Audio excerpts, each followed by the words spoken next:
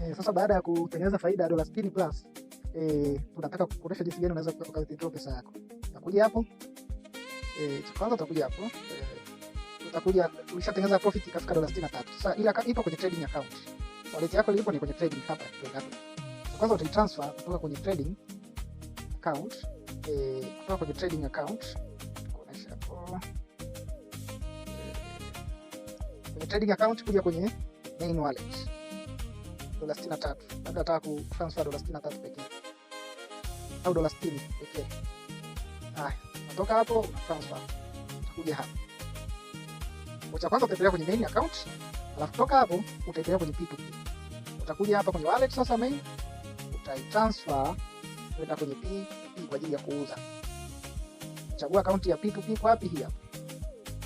Amount 100% yote. Kuja hapo tayari. Haya. Tarudi sasa hela yako iko kwenye P2P hapa. Unachotaka ukienda P2P, bonyeza P2P, go to P2P, nakuja hapa itaonekana dola zako hizi hapa. Sasa cha kufanya unakuja hapa. Nataka kusell kwenda bank. Nachagua mimi kwa sababu natumia sana sana bank, na maana kwenye account yangu ya bank.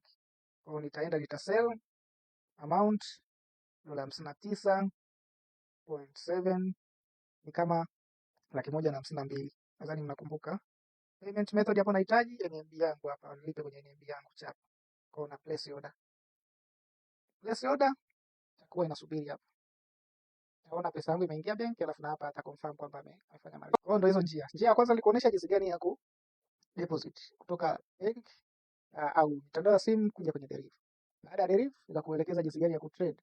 Kisha trade ukishapata faida, jinsi gani ya withdraw. Kwa njia zote tatu unapaswa kufahamu. Kutrade au kudeposit, kutrade, kutumia boti zetu na kuwithdraw. Kwa hatua zote tatu umeziona hapa kwa usahihi kabisa.